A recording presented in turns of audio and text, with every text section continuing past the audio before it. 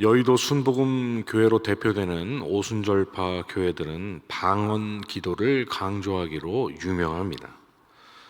성령에 충만한 그런 성도라면 응당 방언으로 기도할 수 있어야 한다.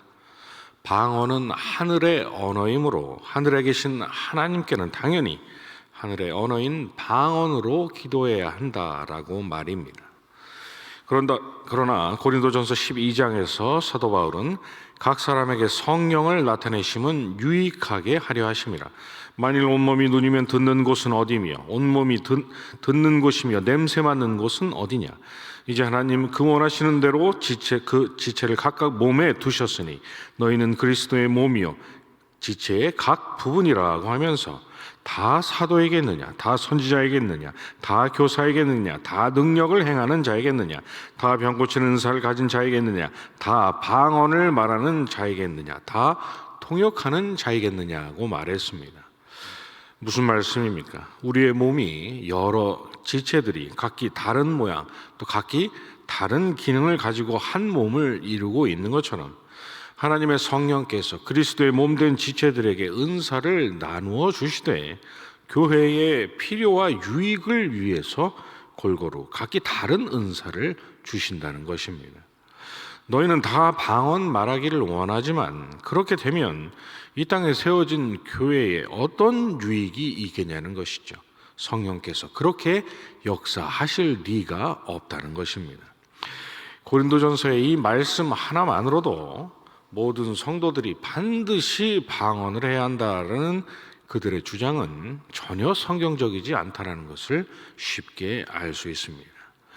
오늘 저와 여러분이 읽은 로마서의 본문에서도 사도 바울은 같은 말을 반복하고 있습니다. 우리가 한 몸에 많은 지체를 가졌으나 모든 지체가 같은 기능을 가진 것이 아니니 이와 같이 우리 많은 사람이 그리스도 안에서 한 몸이 되어 서로 지체가 되었느니라고 말입니다. 성령께서 각 성도들에게 각기 다른 은사를 주셨기 때문에 그래서 그리스도의 몸이 여러 기능을 갖춘 정상적인 몸이 된 것이라고 말입니다. 그런데 사도는 이 말을 하기에 앞서서 본문 3절에서 마땅히 생각할 그 이상의 생각을 품지 말라고 하면서 하나님께서 각 사람에게 나누어 주신 믿음의 분량대로 지혜롭게 생각하라고 말했습니다. 그리고 그 말을 한 후 6절에서는 각기 은혜대로 받은 은사에 맞게 믿음의 분수대로 행하라고 말했습니다.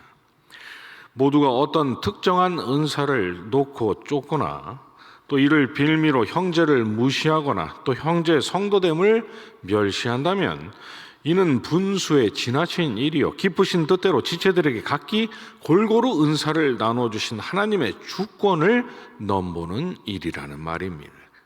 성도라면 방언을 해야 한다. 방언을 하지 못하면 진정한 성도라고 할 수 없다라고 하는 그들의 주장은 하나님께 성도들이 원하는 대로 그 은사를 주셔야 할 의무가 하나님께 있으시다고. 하나님은 하나님 자신의 기쁘신 뜻이 아니라 사람의 생각과 의지에 좌지우지 되어야 하시는 그런 분이라고 말하는 것과 다를 바가 없는 것입니다. 오늘의 또 다른 날주인 욥기 8장에서 욥의 친구 빌닷도 이와 비슷한 실수를 범했습니다. 빌닷은 우리 성도님들의 사업장에 하나쯤은 액자로 걸려있을 법한 내 시작은 미약하였으나 내 나중은 심히 창대하리라는 말을 했던 장본인입니다. 그런데 하나님은 욥기 42장에서 이 말을 했던 빌닷을 포함해서 욥을 찾아왔던 친구들을 가리켜 나에게 대해 옳지 못하게 말한 자들이라고 정의하셨습니다. 왜 그러셨을까요? 빌닷이 했던 말대로 하나님은 자기를 찾고 전심으로 바라는 자들을 돌보시는 분이요 미약한 그들을 얼마든지 창대하게 하실 수 있으신 분이 맞으신데 말입니다. 그러나 이유는 분명합니다.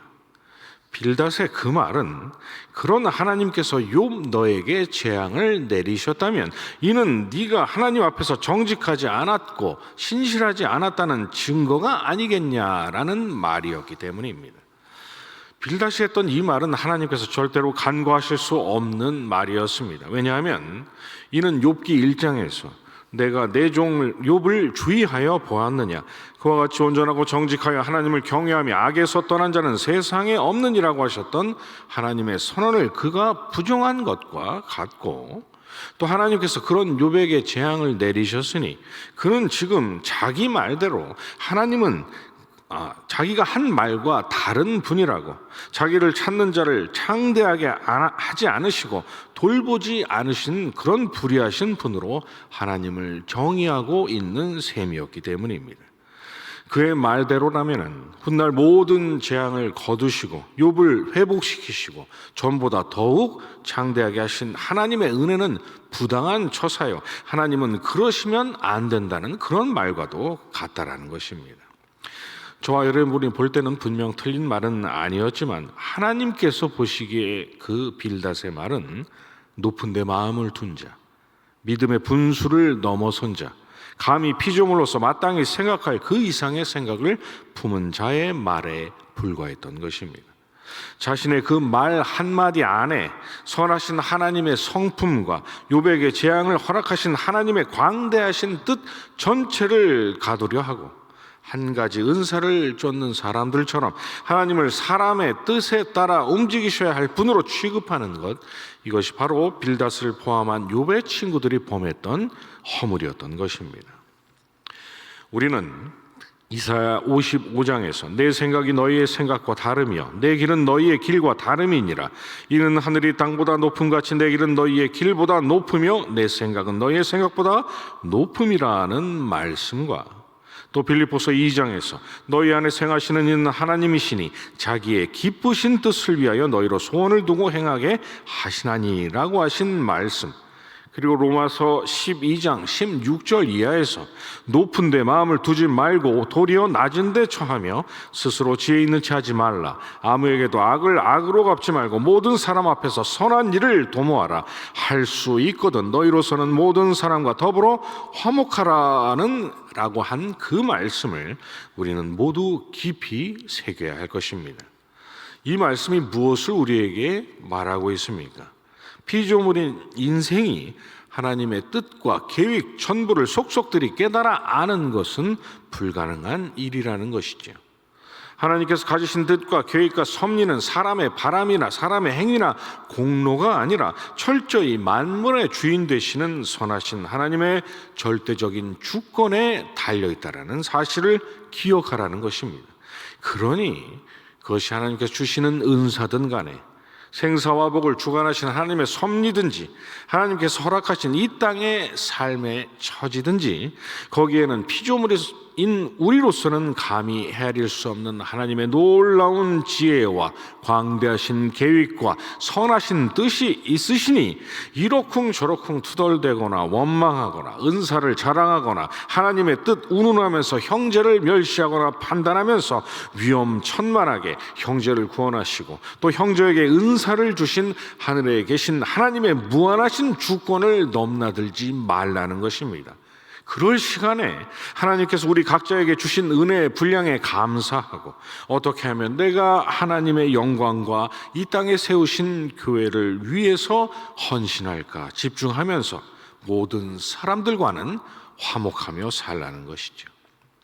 바로 이것이 고린도 교회 성도들과 또 욥의 친구 빌닷이 놓치고 있었던 하나님께서 자기의 기쁘신 뜻을 위하여 성도들로 소원을 두고 행하게 하시는 하나님의 궁극적인 뜻이었던 것입니다.